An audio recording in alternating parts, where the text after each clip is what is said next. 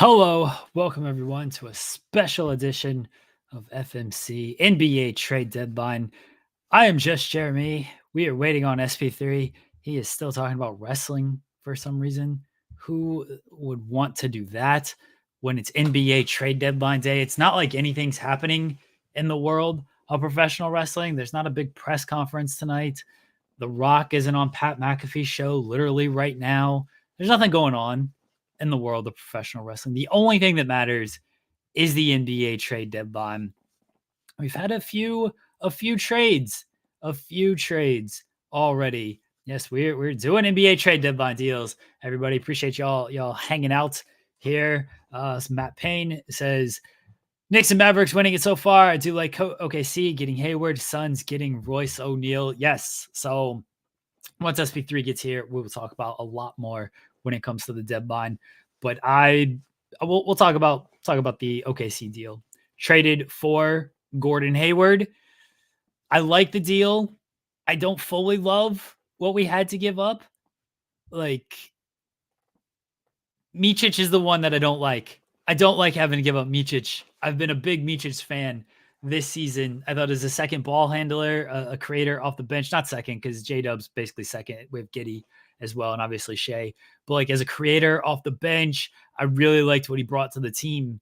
When the deal was just Bertans and Trey Mann, completely fine with it. Bertans wasn't playing. He has a partially guaranteed contract next year. Trey Mann's a young former first round pick who just wasn't in the rotation because we have so much young talent.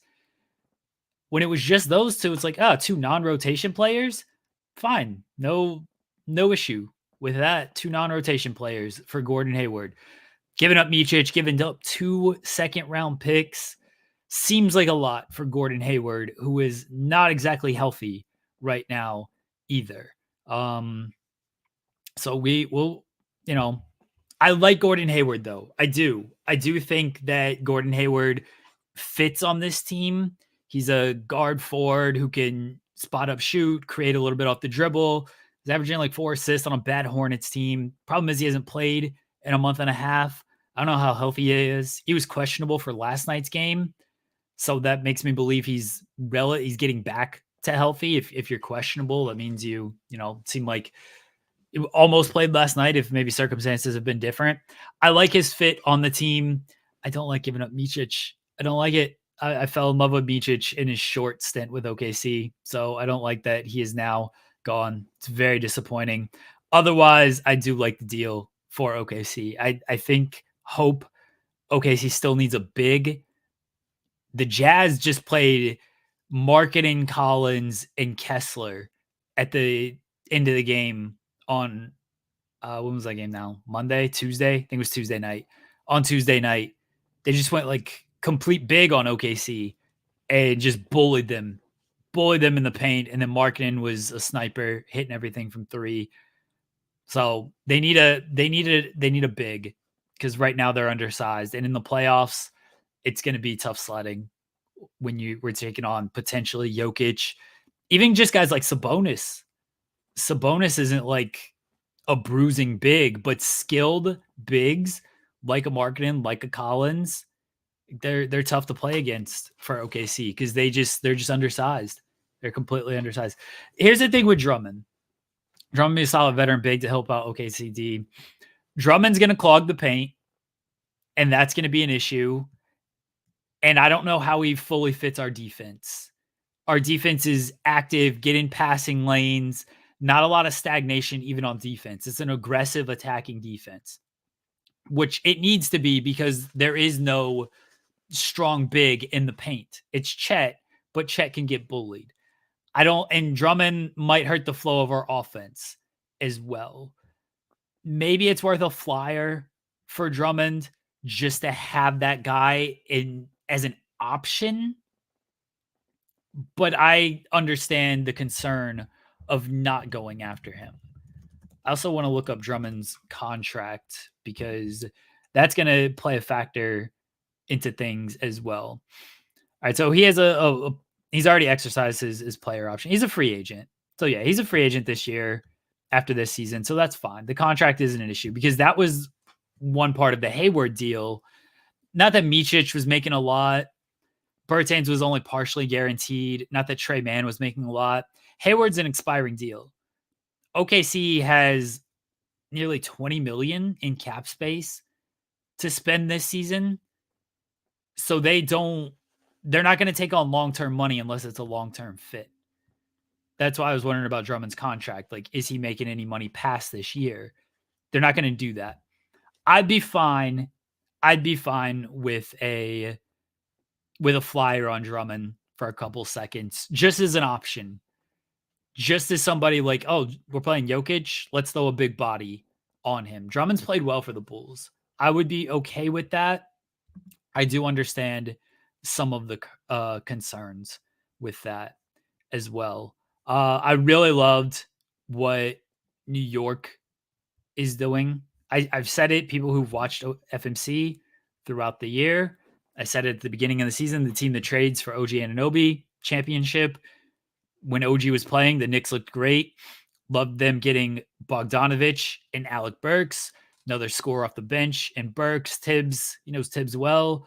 Bogdanovich, another guy, spot up shoot, can create, can score. The defensive structure is there on that team. That's just a team that needs to get healthy. You know, Brunson and Hart were banged up last game. Julius Randle's injured. OG's injured. That's just a team that needs to get healthy. But I love their team overall. I like what Dallas did. Dallas getting PJ Washington and Gafford. They had a size problem.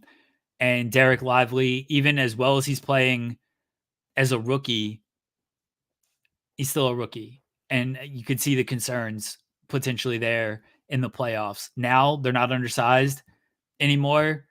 Luka's going to really utilize PJ and Gafford in pick and roll situations. PJ Washington not shooting great from three this year. He'll certainly have a lot more space in Dallas compared to what he had in Charlotte. So you're hoping that he just raises his percentage based on just cleaner looks. But I like what the Mavs did. I really do. Matt saying Knicks are 10 deep. Yeah, but Tibbs is only going to play like 6 guys, you know? Tibbs is going to play 6 guys 40 minutes. So having 10 deep doesn't matter too much to Tibbs. He's only going to play the guys he's going to trust there. That's all when it comes to the Knicks. The Bucks getting Patrick Beverley. It's a move. I understand the Sixers got Buddy Hield. That's a great move for them. Obviously, everything's going to depend on Embiid, right? Whatever happens with Embiid is how far that team is going to go. They're not a contender without Joel Embiid. They're just not. They're not going to make too much noise in the playoffs if Embiid is banged up and can't play at the level he's been at all season. But getting Buddy Hield, adding extra shooting for a hopefully healthy Embiid gives them a big option come playoff time. You know, with Maxey, with Embiid, with Tobias Harris, D'Anthony Melton, they're going to have a lot of good options. Nick Batum's been really good since that trade. They're going to have some good options. But it's all going to come down to Embiid. It's really that simple. But make moves while you can. And they saw a need when it came to going after Buddy Hield. So that was a good move for them. And then Patrick Beverley going to the Bucks. I like that move for the Bucks. Campaign is losing better than getting Patrick Beverley. I've always been a supporter of Campaign. I thought he should have played more in the 2016 OKC run, and he didn't. And he's had moments as a serviceable backup, but defensively, he's just not that great. And it's very spotty. Patrick Beverley, like, he ruined potentially OKC's best shot at winning a title by taking out Westbrook's knee. But on the court, Patrick Beverley is still a good player. He still can facilitate an offense. He plays hard on defense, even though he trick y'all, and he can knock down some shots.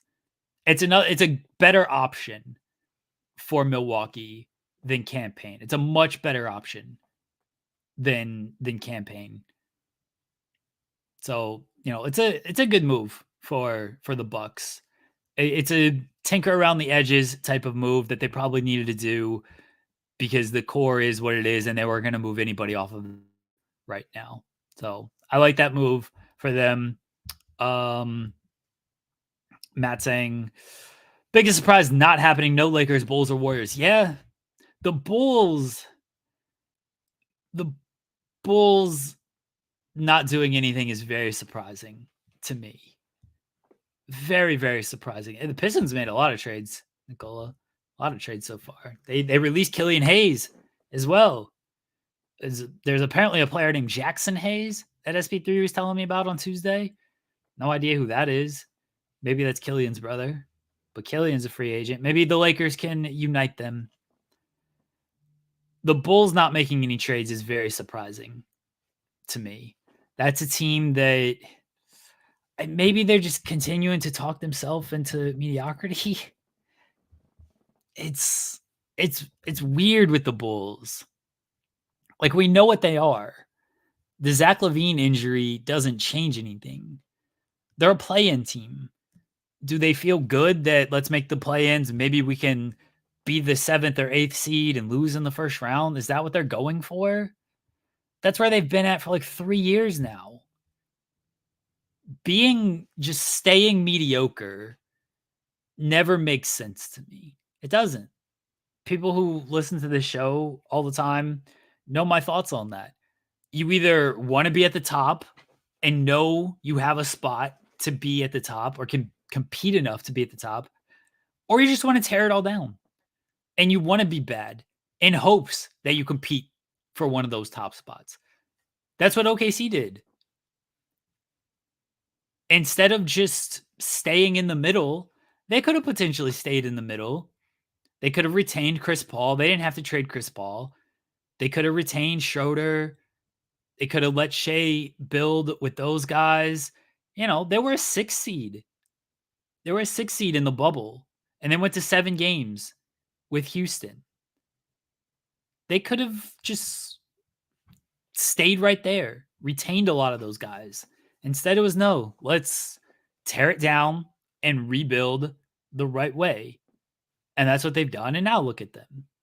Staying in the middle is how you just become Charlotte. What has Charlotte done? Or Washington? Because Washington won't commit to just, they waited too long to pull the trigger on a Bradley Beal trade. They're not trading Kuzma. Jordan Poole was a bust of a deal. And tearing it all down and getting a bunch of high draft picks doesn't mean success. Look at Detroit. But just staying mediocre is worse than that, because it doesn't even feel like you're trying to do anything. It's like, yeah, we're happy just being where we're at. I don't know what Chicago's doing. I really don't. I don't know what Chicago's doing. Jake saying, I hate that the Pat Bev deal makes a lot of sense for this Bucks roster. Yeah. Everybody hates Patrick Beverley unless Patrick Beverley's on your team, which I completely understand. I do think that Pat Bev is good, is a good fit on that Bucks roster. I really do. So look, they got a good move there, Jake. They got a good move to get Patrick Beverley. I like what the Suns did, Shuck. Royce O'Neal, good player. He fits with that roster in that he's gonna knock down some threes and he's gonna play defense, and that's what they need. David Roddy, I can't say I'm super like familiar with this game. I haven't watched a ton of Memphis this year. I don't know if anybody's watched a ton of Memphis this year, but a lot of people seem to like that deal. I like the Royce O'Neal deal regardless.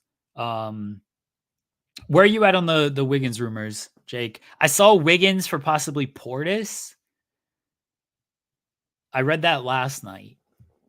That's an iffy one. That's an iffy one. Wiggins hasn't been good this year. He had his best game of the season last night, but he hasn't been good this year. And Bobby Portis feels like a guy that loves Milwaukee and is part of like a good chemistry with the rest of that team. But maybe I haven't paid enough attention to Milwaukee overall. The chemistry on that team's just been weird all season. So maybe I'm wrong on that. Money Mark saying, "Don't be the Mitchell Gobert Jazz." See, that team finished like first or second in the West, though. That's the thing. Like that was a good regular season team that just fizzled out in the playoffs. And then they identified that it fizzled out in the playoffs and instead of trying to retool around Mitchell, decided they were just going to completely blow it up, which I think was the smart decision. Mitchell's playing really well in Cleveland right now. Gobert's playing well in Minnesota. I think Utah maybe could have pivoted into a retool around one of those guys rather than a rebuild, but they went rebuild. And I do respect that they at least identified and went with a full-on rebuild. So Jake saying that I think it would take Bobby, Pat, and picks for Wiggins. I have no desire for that. Bucks Twitter loves Wiggins, though. Bobby rules, but doesn't play defense, so it's a catch. Wiggins hasn't played much defense this year. Yeah, Lopez defensively looks underdog with the defense switch and quick recover on the swing. Lopez is best when he's just rim protecting. That was the issue to start the year, wasn't it? Is Adrian Griffin had them play a different style of defense that didn't suit Lopez's need. And that's why their defense wasn't as good. But then when they switched, they were a little bit better, but it was still kind of a mess. Oh, Clay for Middleton? That's a bad deal. That's a bad deal. That feels like a deal of like neither guy is playing where we would hope they would be. Let's just switch them out and hope it just sparks something. I don't know if you make that deal. That's a deal you make on like 2K when you're just like bored. That's a tough deal to make when personal relationships are factored. That's why I don't think Golden State is going to make a deal for Clay or Milwaukee is going to make a deal for Middleton. At least not now. Maybe this offseason. Middleton feels like an offseason deal for the Bucks. Not right now. The Lakers not doing anything. And I think that the Lakers not doing anything was almost to be expected after this little run they've been on. Because who are their two most tradable pieces? D'Angelo Russell and Austin Reeves. They didn't want to give up Austin Reeves. Probably rightfully so. Especially he's turned it around. And I don't know what the market was on Russell. But with the way he's playing right now, I don't know if there was a real great upgrade out there. Unless you were going to go Dejounte Murray. But if you were going Dejounte Murray, you're going to have to attach more than just Russell. And were they willing to do that? It doesn't seem like it. And how much of an upgrade is Murray over D'Angelo Russell? I think on paper, it feels like an upgrade. In practice, I don't know how much it is. Dejounte Murray's reputation is bigger than his on the court play. And he's been really good this year. But you're trusting him to really focus in defensively on the Lakers, which we haven't seen in Atlanta. So I don't know if the Lakers are going to do anything. LeBron's going to send out some passive aggressive tweet, I imagine. And then he'll be mad that the Lakers didn't make any moves. And then if the Lakers don't make the playoffs, he'll be mad again. What name am I saying wrong on purpose? I don't know who I'm saying wrong on purpose. I apologize, Money Mark.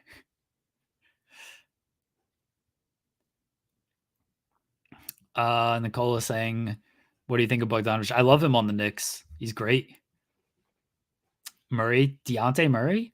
Is it Dejounte Murray? I always say it Dejounte. Dejounte. It's not on purpose. It's me being poor phonetically.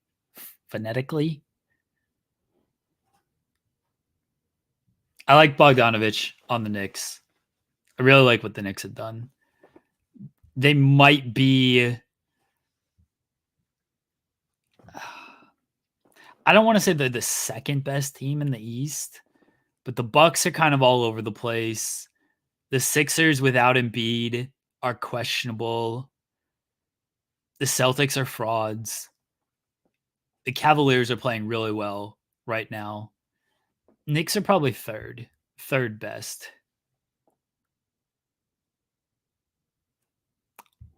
I love Buddy on the Sixers. I love Buddy Hield on the Sixers.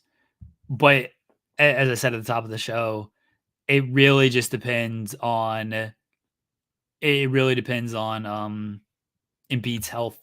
If Embiid's not healthy, that team's just a mediocre team that doesn't have a great advantage in the playoffs. Tyrese Maxey is very good, but Tyrese Maxey is probably a number 2 guy, and there's nothing wrong with that, especially when Joel Embiid's your number 1 guy. Buddy Hield's a guy who's going to knock down shots and fits in well with that team. But it's not going to matter unless Joel Embiid's healthy. It is surprising that no one just gave up a little something for Killian Hayes and they just had to completely waive him. He's a 7th overall pick. That's just like, that's a complete whiff. Jason mentioned it earlier after I said that, like, you know, sometimes a rebuild goes wrong. Like Detroit, they had a bunch of high picks and they whiffed on a lot of those picks. Killian Hayes is one of those picks they whiffed on. So now they're basically rebuilding again. And they got to either determine if Cade is the guy or get pieces around Cade who make him better, or get a guy who supplants Cade as the guy. They're going to have another high pick this year. They're going to have another top 5 pick unless the lottery really screws them over. But they're going to have another great pick this year. And then you just continue to hope for the best. But Detroit's a team that they've been a mess all year. They won last night. They beat the Kings last night. That was a good win over Sacramento. Oh, so you think that the Mavs gave up, do you like the Gafford trade? Will we give up too much for PJ Washington? Okay. I mean, they just signed Robert Williams to that contract, and people were like very excited about that. And I didn't love that move just because I didn't think he improved their defense at all, which turned out to be correct. I know he's had injuries throughout this year, but like, you know, that's been that Grant Williams, Robert Williams. One went to Portland, the other went to Dallas. Grant Williams went to Dallas. Sorry, Robert Williams went to Portland. The two Williamses that were on, there's a lot of Williams in basketball. OKC has 3 of them.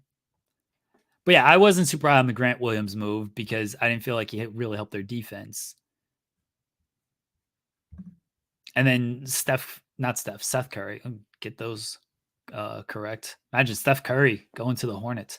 Seth Curry going to the Hornets. You know, the Hornets they're trying. Pulowski, are you free? Do you want to come on the show, Pulowski? I didn't know if you guys were doing a live recording of No Holds Barred, or if that was like a run that was happening. SP3 is here now. SP3. Hello. Hey. How are you? Good. I've just kind of run through all the moves here. Did I miss anything? The last one I saw was I think it was Bogdanovic to the which was a while ago. Yeah, that's the last one I saw. I've been doing a podcast since like you had to talk. Your AEW show was longer than the actual show itself. It's because we spend like 45 minutes talking about not AEW to start the show because Jimmy does not talk about wrestling other than with me to start the show. So he had to get off all his frustration about The Rock and the fact that he fell out of love with The Rock. Oh. All right. So I don't like fully know what you missed, but the Mavericks got PJ Washington and Daniel Gafford. They gave up Grant Williams and Seth Curry. Grant Williams and Seth Curry went to Charlotte. The deal to get no, the last one I saw was Gordon Hayward to the Thunder. Yeah, I don't like that deal. Why not? We gave up my guy Micic. I love Micic. You've never said that guy's name on this show. What are you talking about? Have I not? You've never. Oh, I praise him all the time on Twitter. That's because I don't like talking about OKC on this show because I'm always just like, oh, we're bad. That's true. That's So true. I don't praise OKC a lot on this show, but on Twitter I've praised them, and my pal Sammer will confirm I've praised him a lot. So That's fair. I love Micic. I So understand the who else Gordon did they Hayward give thing. up? Who have They give up Bertans, Trey Mann, and like second round picks. Okay. Originally, it was just Bertans and Trey Mann for Hayward, which I loved because Bertans and Mann weren't in the rotation. That's two non-rotation pieces for a guy who fills a role on the team I think Gordon Hayward healthy is a great fit on this team. Smart without the ball, can obviously spot up shoot, can create, moves without the ball, defensively like fine, at least positionally good, even if he's not a great one-on-one defender. But like OKC has a good structure with their defensive identity. So they don't need like super great one-on-one defenders as long as he buys in to the system. And I think he would. But Micic is a guy that I really liked, and so I don't like it as much. That's fair. That's fair. I mean, it already looks like I'm going through Woj's Twitter, so to catch up on everything while you was going through that, and it seems to me that not much has changed in regards to the fact that, in my opinion, the Knicks are the big winners of this year's trade deadline, because you said it at the beginning of the season, whoever get OG Anunoby was going to win the championship, and they were the ones that made that big deal weeks ago now, like 2 weeks ago. And then they make another big move with the Bogdanovic and Alec Burks. And it like literally I had to tweet out. I was like, when did the Knicks get a good GM? When did Leon Rose stop doing drugs? No, I'm like really confused. This is a general question. If there's New York Knicks fans in our live chat, please tell me, when did Leon Rose stop doing drugs? Because that's not the same GM. That's not the same GM that's been for the Knicks for the past decade? No. It is. Yeah, it is strange that the Knicks are making good moves. Very strange to see. I was like, what world are we living in? I like the Buddy Hield to the Sixers move. That was a much needed move for the Sixers, especially with Joel Embiid out. They needed some scoring. I said multiple times during the show, like, I like that the move of Hield going to the Sixers. None of what the Sixers does matters if Embiid's not healthy. Yeah, it's just they're not going to do it. Good. As good as that trade is, the important thing for them is getting Embiid healthy. If he's healthy, that's a great trade. If he's not healthy, it's still a trade worth doing. Yeah, but they're going as far as Joel Embiid's knees and legs are going to take him. And that's I will not take any OG Anunoby slander. None. Look how great the Knicks were playing when OG. Like Mark, you say that, but you act like the Knicks didn't go on a 9-game winning streak like a few games after they got OG Anunoby. Like, the proof is in the pudding. Their defense has improved. He's a good offensive player as well. And Jalen Brunson, I said it on Tuesday, I will say it again here. He's taken another step. We thought the big step was last year when he went from quality starter to an all-star type player. And now he's going from an all-star type player to looking like a damn superstar right now. Knicks are 12-2 with OG in the lineup. Only 2 losses were combined 8 points. They lost 2 games by 4 points. 12-2. He's a plus player. Even in those losses, was a plus player. OG Anunoby is a needle mover. Yeah, because the needle did move for the Knicks when they got him. They went from good a playoff team to a fucking contender to win the East now. Patrick Beverley to the Bucks. Did you see that deal? I just saw that on Woj's Twitter. I haven't cared about Pat Beverley since he left Los Angeles. So. Him and Dame have a history, but Russ and Beverly had a history, and then they're having Thanksgiving with each other. So whatever. I guess you can put that aside. You can put stuff aside if it means getting on the court and winning. Yeah. Yeah, I'm interested in this trade as far as what it might do for them defensively, because that's what they've needed is defense, and their defense have not been the best. It's been one of the worst, actually, going from like a top 10 defense for the past 5 years to now what 27, 26 in the league. Not the best thing for the Bucks. So if Pat Beverly is going to bring his intensity, his energy that he usually does on defense, and it can help motivate others on the team to improve their overall defense, then this is a great move for the Bucks. If it does none of those things, then it was a move. It's not, it's a move that doesn't hurt. Like, it's not like No. Campaign was adding a ton to the Bucks. So it's a move worth doing. I'm hating on Patrick Beverley's history, not hating on this move by the Bucks. I think it's a good move by the Bucks, but I'll forever hate Patrick Beverley for what he did to Westbrook in the playoffs. That was our best shot at a title. I will always make fun of Pat Beverley for thinking that the Clippers was going to win the championship when they signed Kawhi Leonard. Well, remember he did the viral video. Yeah, they might this year. It's not because of him. It's not. He's long gone from that team. Long game, baby. Patrick Beverley. And I love how all the I'm starting to hear like the sports media start this whole thing of, oh yeah, the Clippers looking good. Clippers might be ready to make a playoff run. I'm sorry, I don't believe it until it's April. Until I see them play like this in April. I'm sorry. I'm not going to be one of those. You're not going to hear the new media Forbidden Door ever come on air and say, oh, I think the Clippers going to make it to the finals. Nope. Until I see them in the first round of the playoffs. That's when I get a better judge of character for the Clippers. They can win their next 35 games for the rest of the season, go undefeated. I will not be convinced. I mean, fair. But they've played really well. They lost last night, but they've played really well. Yeah, season. Paul George was off. I watched that. Yeah. I turned that game on after Dynamite, and I was like, damn, I put money on the Clippers, dude, and made me lose money. Goddamn.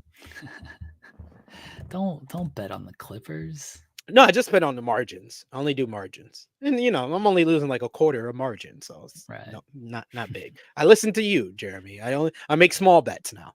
I haven't made a $10 bet since you told me not to. Like $5 and change is the most I will put on any bet. That's I have to feel really confident or really want the money to put that much on it. Yeah, that's all I can do. I can't do, especially like super big bets. Like, nah, can't do it. And bet the house on the Super Bowl though. I don't know what. Just Taylor Swift props. I'm just gonna bet on a bunch of Taylor Swift props. Taylor Swift props. Yeah, let's see how it goes. Yeah, do that. I mean, I think there is a couple of that you could take for Sunday. I'm sure there is. I don't know if they're on like what sports book they're on, but I'm sure there is. We're gonna have to do a full Super Bowl review on Tuesday's FMC. I'm sure we will. Share Delaware will watch the Super Bowl, so we're around to do that. It's not like we're gonna have too much basketball. The trade deadline recap is now, so we won't have to recap the trade deadline. So we'll literally just do our top 5 and bottom 5, and then go to NFL. Yeah. I did watch. I will say on Tuesday we will talk about the challenge because Norris may be what they've needed.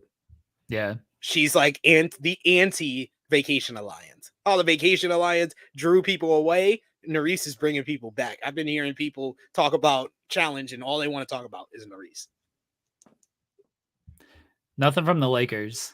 SP3. You surprised by this? No, I kind of said it on Tuesday that I thought that if they were going to make a move, it was going to be a minor move. It wasn't going to be the amount of moves that we made last trade deadline. And honestly, like I said on Tuesday, I wanted to see if they could get people healthy, get this team on the court, and find some chemistry with one another. Our full team has not been on the court for much of the season, and that's what we need. We don't need a big switch up or a big lineup change. I think that we just need to get healthy and gain some chemistry, and play better defense. That's it. It's a risk that you're risking LeBron being unhappy. SP3. LeBron's happy. LeBron came to the Lakers in 2018, ladies and gentlemen. 2018, we were not very good. So I don't think he's gonna leave the Lakers when they got Anthony Davis, and they can still play well if we get a healthy team on the court. He's gonna passively aggressively tweet something in after the trade deadline. What's it gonna be? What do you think he's gonna tweet? It's obviously Jeremy trying to gaslight me into getting upset. This is what LeBron does. Gaslighting. LeBron Hold does on. not. Let me see if I can find like a good emoji that. And LeBron does not do no such thing. How dare you? He How literally dare you, tweeted sir? Hourglass, like literally tweeted an hourglass. Yeah, he's promoting the trade deadline. What's the emoji he's gonna tweet? What's a good emoji here? He's probably gonna do a time's up, like a clock that runs out of time or something like that. I do agree though with Trey. He says if only Miami made moves like the Knicks. Yo, Miami, goddamn, not making moves. They have just been falling down the stairs of the Eastern Conference. What if LeBron tweets like the sewing, like the sewing kit, the ball of yarn? A ball of yarn? Yeah. I'm done with you. Like, what are we doing here? We should be talking about the great day that is today. You know why today's a great day, Jeremy? Why? It's Kobe Statue Day, y'all. It's Kobe Statue Day. 2/8/24. Number 2, Gianna. God bless you. Number 8, number 24, Kobe Bean. We get the Kobe statue in front of Staples, in front of Crypto.com Arena. I might make a trip. I might leave this podcast and try to make it there in time, even though it's an 8-hour flight. And yeah, I don't feel like you're gonna. away. I feel like I'm not gonna make it in time. I'm not gonna make it in time. Damn it! I should have thought of this earlier. Yeah, you're already behind on this one, buddy. Sorry. I'm a little bit behind, but I'm gonna be already. seated in front of my TV to watch the unveiling of the statue. It's a great day to be a Laker fan. I agree. I'm not gonna obviously throw dirt on Kobe's name, and he deserves a statue. He 100% deserves a statue. So it'll be a big moment for the Lakers. The greatest Laker of all time. I won't argue with that. I mean, I kind of think it's Magic, but I'm not arguing with Kobe. I listen to Magic. Magic said it himself, so I'm good. If the guy y'all Magic says a lot of things though. But if the guy y'all giving it to concedes, so I mean, it's Kobe. Again, I won't argue with that. Kobe's legacy in the NBA and as a Laker is 100% secure. So I got no basis to argue that Kobe's not the greatest Laker of all time. Like, appreciate you. It's who's in the running? Magic, Kareem. That's it. Jerry right? West. Jerry West. Okay. I mean, he's the logo. Like, yeah, he's the logo. He's already got the logo to himself. I think I would say it's like 1, 2. You can put it whoever you want at 1 between Magic and Kobe, and then after Magic and Kobe is Jerry West because he's the logo. He's like the first superstar that the Lakers had, and then I would go Kareem, Shaq. Okay. But I wouldn't if LeBron gets one more championship, he could enter the top 5. Well, he could enter the top 5. You never know. You never know. Why wouldn't Anthony Davis be there over LeBron? Because LeBron has been the leader he was the leader of the first championship. I don't know if he will be the leader of a second championship, but he might. So D'Angelo Russell should be there over LeBron. You see, that's why we can't have like honest conversations with one another here. And Matt Payne makes a great point. Jerry West also it should be up there because of his GM work with the Lakers. He put together the Kobe Shaq dynasty. Yeah, he put together the Kobe and Powell dynasty. So yeah, Jerry West deserves credit. Oh, Doug McDermott to Indiana. That's what Oh, just happened. That's what just popped. I gotta refresh my Woj page. yeah. Well, it's another shooter for the Pacers. Look, fits the Pacers. Honestly, no defense, bomb from three. He's gonna fit right in on that team. He's like no defense, and he could just keep shooting. There you Yeah, go. that And the Pacers are sending a future second round pick to sure. the Spurs. That's the Pacers are gonna overwhelm you with just like volume shooting and pace. That's been their game all season, and they're not going away from that. Like, I actually respect that they're just going to fully lean into that instead of being like, oh, wait, defense, let's get a defensive guy in here. Why are you going to try to make your defense from a 1 to a 2 when you can just make your offense from a 10 to an 11? I respect it. So that's a good way to think about it. That's a good way to think about it. Yeah. I mean, Pacers, that should help more with the shooting, but I don't think it's going to help them. I think they are where they are in the Eastern Conference. I think the highest they will move up in the Eastern Conference is to 5th, but they'll more than likely just finish in the Eastern Conference where they're at right now, which is the 6th spot. Yeah, they might be able to surpass Philly Philly. if Embiid like stays out. I just don't see them passing the top 4 teams. No, I don't see them. I don't see them surpassing the top 4 teams either, though. That's a matchup I don't know if you want in the playoffs, though. Pacers, no, Yeah, no. You, if I'm that 4th seed, I'm trying to get up. I'm trying to get out of that 4th seed. If they move up to 5th, if I'm in the 3rd seed, I'm trying to get down or up because I don't want to. The Pacers, they feel like the bottom half. When you look at the bottom half of the East, as far as like what teams are in the running to be the bottom half of the Eastern Conference, I would say the Pacers are the scariest. The most unpredictable is probably Orlando, but the Pacers are the scariest. Hawks are keeping Murray. I don't think that's too big of a surprise after these last few days where there was seemingly no traction with the Lakers. I don't know how many people are really in on Murray. I feel like the asking price was always going to be high. We've talked about on this show.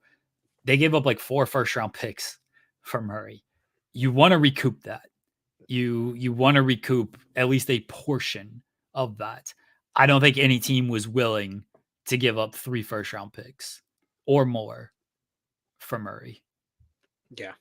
That's what it basically came down to, was that the asking price was just too high for a lot of the teams that wanted Murray or were going to be in the running for Murray. So it's definitely understandable the Hawks holding on to him. No trade for him. I saw that Woj just tweeted that out, but yeah, I mean, I don't think that's gonna improve the chances of the Hawks in the second half of the season. They're another team. There's a lot of these teams that are going to be in the playoffs or in the play-in that they're not going to move much between now and the end of the season.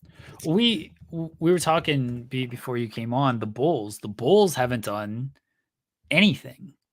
And they've got pieces. They've got Caruso.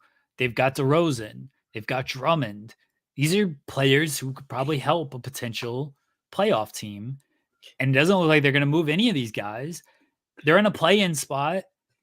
You make the play-in and you lose in the first round. Are you like satisfied with that? And then you potentially lose some of these guys in the offseason.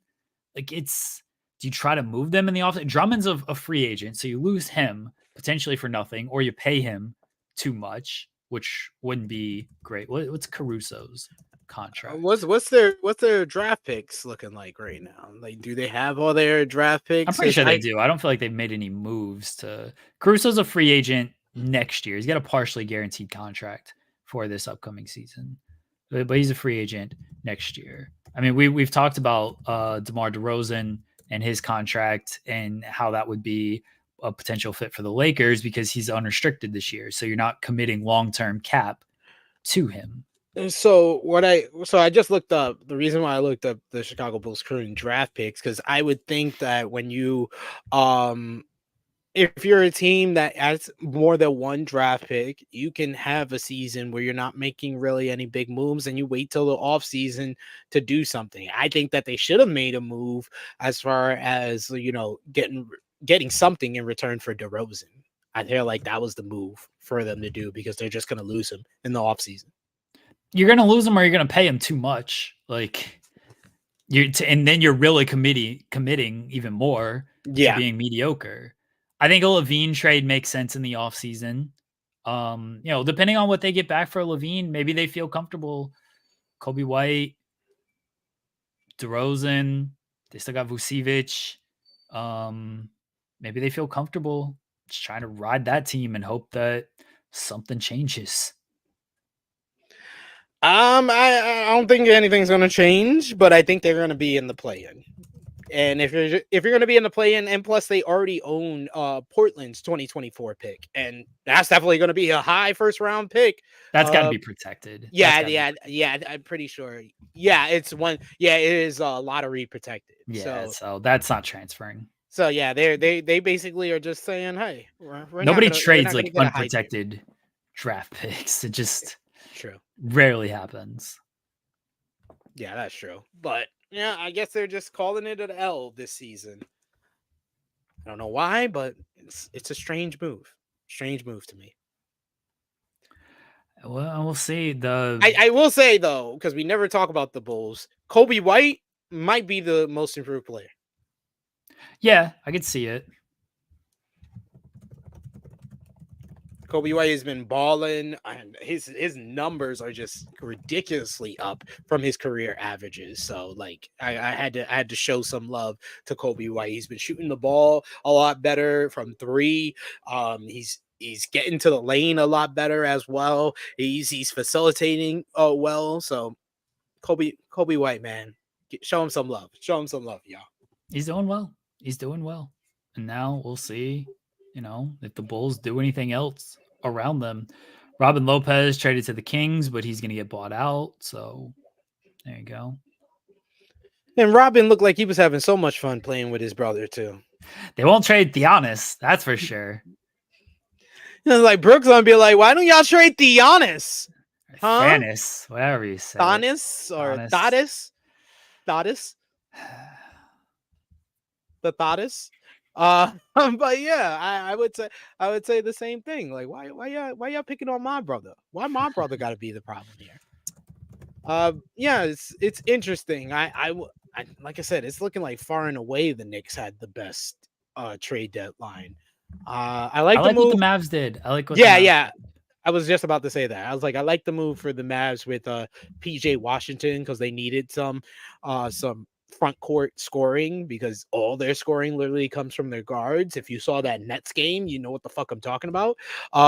Like that Nets game, I watched that. That was like one of two times I watched the Mavs this season, and I was like, damn, if Kyrie and Luka are off, they're losing every game. Yeah. Their defense still isn't good. And their defense stinks. I mean, Gafford and PJ, I don't know how much they fully help. I think Gafford will help, but their point of attack defense, Luka ain't playing defense, Kyrie ain't playing defense. Their point of attack defense is what is really hurtful. And then people get into the paint and then they have a field day from there. So I still don't know how, like, their defense is improved with these trades. Their offense is going to continue to just be Kyrie and Luka and getting others involved and having others hit shots. Yeah. Yeah, they have to get the other players to hit open shots or hit shots in the lane, and that's a catch 22. And then a lot of their guys are hurt currently, so we'll see if this is going to be the move that they need to kind of move up the rankings in the Western Conference because they're currently, I believe, 28 and 23, the 8th seed in the West, so they definitely got a chance now to move up there. As far as the other trades, Dennis Schroeder to the Nets, that's kind of like dub for Spencer Dinwiddie. That's an even trade. I don't think anyone. Oh yeah, that was a 2K trade finder trade. It really was. The Nets were like, "Oh, we need to trade Dinwiddie. Put it in the trade finder. Who pops up? The Raptors are offering Dennis Schroeder. Okay, sure, it's another guard, kind of just That's replaces. probably the first trade that popped up, and he just said, "You know what? Yeah, The I Raptors are wouldn't planning mind to it. waive Dinwiddie. Okay, I wouldn't mind. I wouldn't mind the Lakers signing them. I think you're right, Trey. The Lakers should sign Dinwiddie. Yeah. The Sixers are trading Jaden Springer to the Celtics for a second-round pick. That seems sure. That's a nothing. That's a nothing. Freaking. The Celtics one thing get a I hate little about the depth. trade deadline is when there's nothing trades. So It's they like, get a little bit of depth. They get a little bit of depth. It's like, who cares? Eh. It's like, well, you didn't even have to waste the characters for that one, sir. Yeah. So they're going to the Celtics. Yeah, it seems like everybody on social media is saying like the Knicks have owned trade deadline day. Oh, the Knicks have done great. The Knicks have done great, and they can move up. I could see them surpassing the Bucks. The Cavs are playing really great basketball right now. You know, I've called the Celtics frauds all year. Yeah. So I don't think the Celtics are going to slip though. I could see the Knicks getting up to 3, maybe 2, but the Cavs don't really show signs of slowing down. I'm going to put it on the line here right now. Knicks Celtics Eastern Conference Finals. Wow. Okay. Calling it here. Okay. The trade deadline has officially changed my prediction for the Eastern Conference Finals, as well as everything that's happened with the Bucks. So yeah, it's Celtics and Knicks, and I still got the Celtics going to the finals. Yeah, I still had the Celtics winning the title, and I've called them frauds all year. So I know, like you just gone against your whole. I'm hedging. Okay, either the Celtics win the title and I look great there, or they don't win the title and my fraud prediction is true. This is called hedging, folks. This guy cheating. He's cheating you all, folks. What? Cheating you all. I had Bucks and Celtics early part of the season, Trey, but Bucks, nah. Like that's all. Nah. Bucks, nah. The only thing good about the Bucks right now is Chris Middleton does look like he's back into form. People wanted earlier. People wanted Chris Middleton traded for Klay Thompson. Why they do that at? Why would they do that? Why would we do something like that, huh? The Warriors haven't done anything, which is surprising. And they had a good game last night. Andrew Wiggins had the best game that he's had in like 2 years last night. They won, which is obviously good. But, it still seems a little bit weird that they didn't make any moves. I mean, trade deadline's in. The Chicago Bulls have made Alex Caruso untouchable in trade talks. Goddamn, man. Toronto Raptors are keeping Bruce Bound Jr. I don't know what the Raptors are doing. They just gave up. They just gave up Schroeder, who's like fine for a guy that they were just gonna waive anyway. You're telling me you couldn't get something else with Dennis Schroeder? I don't know. Yeah. Like this is a boring ass trade deadline, I will say. In comparison to last year. Like stop it, Mike, in the chat saying NHL trade deadline. No one cares about that. No one talks about that. NBA is the best trade deadline. Just like NBA is the most hyped all-star game. The NHL trade deadline is kind of better than the NBA trade deadline. No. NBA trade deadline is usually just kind of. You're not gonna tell me that after last year, man. Last year set the standard for trade deadlines. Last year was just remembered because. Okay, let's break this down of like actual deadline though, because last year the Durant deal wasn't done on deadline day. That was done 2 days before. Yeah. So does that count as being like part of the deadline? Yeah. Okay. In that case, OG people were counting today. The reason why people were saying like, oh, Knicks have won the trade deadline is because they're also counting the OG move, and that happened 2 weeks ago. All right. Well, see, in this case, like NHL's made a lot of good moves. superstars don't get traded the way they do in NHL, especially at those are usually off-season moves. Superstars get traded. Superstars will get traded in the NBA. I mean, James Harden got traded not mid-season, but very early season. The NBA will have more play. I think if you're just counting the day of the deadline, the NHL is better. I think that's a stretch. You Anyway, you try to do the NHL. Yeah, that's exactly why. I don't care. I don't care. I don't care, ladies and gentlemen. Unless Jeremy one day comes up on here and tells me Charlie Conway has made a transition and is now in the NHL, I do not care. Okay, so I don't feel like you're the best judge of this. I am a good judge because I do follow sports. And if NHL had some news, I would hear of it. I do hear of the major NHL news usually because I watch Sports Center. I keep up on the ESPN, either the app or the website. So I hear about the stuff, and I never really hear that much about the NHL trade deadline. Well, yeah, because ESPN doesn't cover it worth a shit. So they don't care either? Goddamn! Who cares then? Who the hell cares? If that's your view on things, then sure. Like, people caring? Yes. Why do you care what other people think? I care what I think, and I don't care.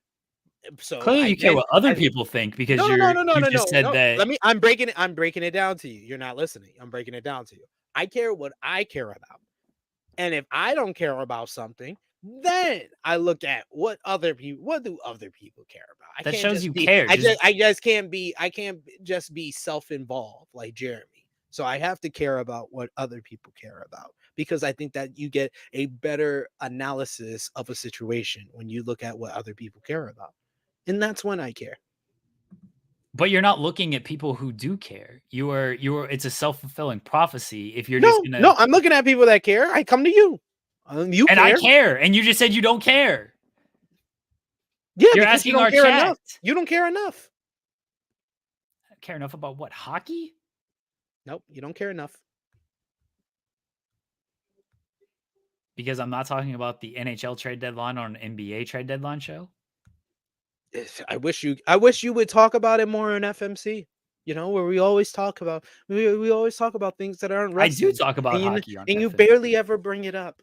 I don't even remember the last time we had our NHL correspondent, Caden, on the show. Yeah, because Caden sucks. I don't want him on the show. It's been so long. Myron Kidd, also a fact. NHL players are boring. They have boring personalities. I won't fully debate you on that. I do think that the NHL, the product is great. I do think the personalities are a little bland. It's white people. White people are kind of boring. What do you want me to say? You see why whenever I with my peoples like Jeremy, like Alex, like I tell y'all get a plate at the cookout. y'all not like the other white guys. Like gotta give y'all. I got like Steven Jensen, Cassidy Haynes. Y'all get the chicken plate. Y'all get the collard greens, the candy yams, because y'all not like the other white boys. We're officially past the trade deadline, and this is what we've reduced ourselves to because there was no big trades really at the deadline. Denver didn't do anything. Minnesota got Monty Morris yesterday. I like that deal for Minnesota. I do. Thunder made the deal though. Thunder got Hayward. Gordon Hayward. Interesting. Clippers. Did I see the Clippers do anything? No, Clippers didn't do anything, which not too surprising. Yeah. Like they don't need to do anything. Yeah, they did their big trade already. The Lakers didn't do anything. That's not as surprising because I like I said, I told y'all on Tuesday that we weren't gonna make any big moves. The Kings is surprising that they didn't make a move. Yeah. I don't know what some of these teams obviously a lot of it has to do with what other teams were willing to give up. So this is what we talked about with the Lakers before you got here is Austin Reeves, they probably weren't trading him. And D'Angelo Russell played himself into where it was going to be tough to trade him and get back the value that I think they wanted. And the Lakers would have looked bad for trading him as well because of the way he's talked about it. Otherwise, like the Lakers didn't have a whole lot of pieces to like move that would return them anything favorable. It didn't feel. The Bulls, I don't understand this, Ryan. Like, I don't know what the Bulls are doing. We've talked about it. It's a lot of just going to be mediocre. A lot of teams are going to be waiting on the buyout market.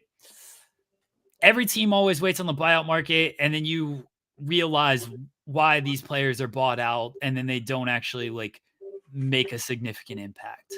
Oh man, I also realized why the Knicks needed to make that deal. I totally like being happy for the Knicks. I totally forgot that Jalen Brunson got hurt. Do you know? Did you see? I just got a tweet of the Knicks lineup for tonight. No. Oh, this doesn't holy sound good. Shit! It is real. Dante DiVincenzo, Josh Hart, Precious Achua, Isaiah Hartenstein, and Deuce McBride. Coming off the bench, they have Charlie Brown Jr., two-way contract. What? Jacob Toppin, two-way contract. And this is the name when you know a team is not doing very well. And this is your notification to place some bets on margins against the Dallas Mavericks. Taj Gibson is on the Knicks for tonight. Oh, yeah, Taj Gibson, baby. He was already on the Knicks, then he got released, and then he signed like a 10-day contract. Everything. Taj Gibson's still valuable. I don't care what anybody says.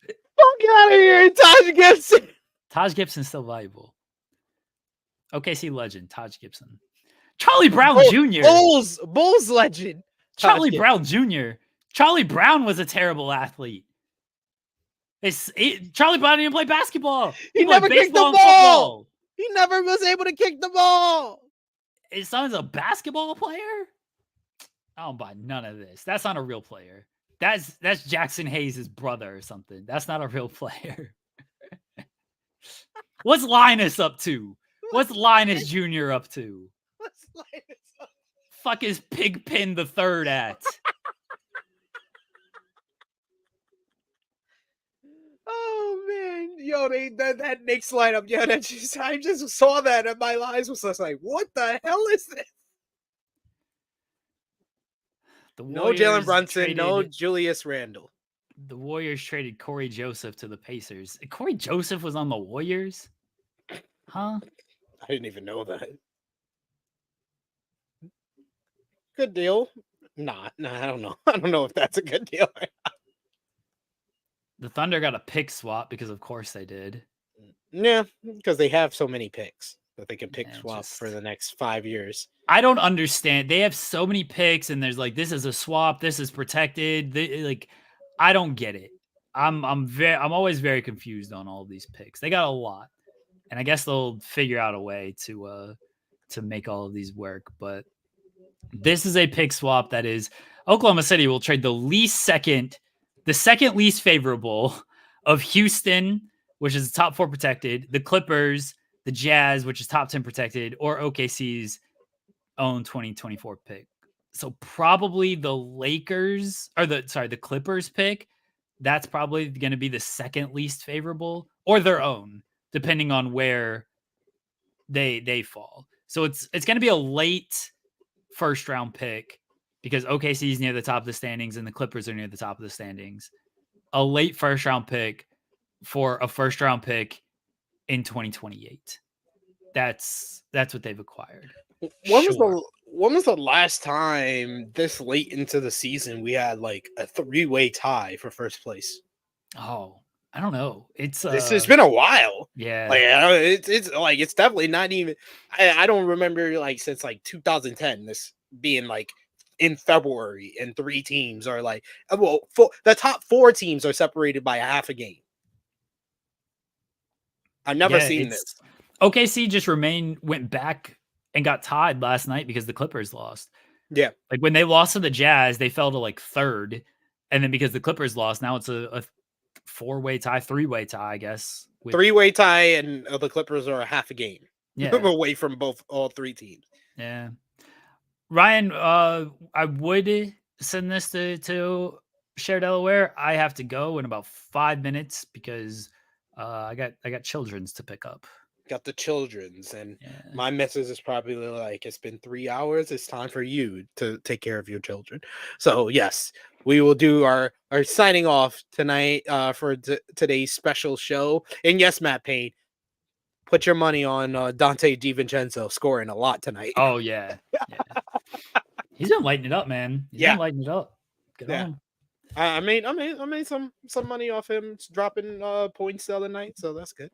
There you go. All right, everybody. We're gonna wrap up. Sorry that nobody didn't make any moves and we didn't have a whole lot to talk about. It's not our fault. It's not our fault they didn't make any moves.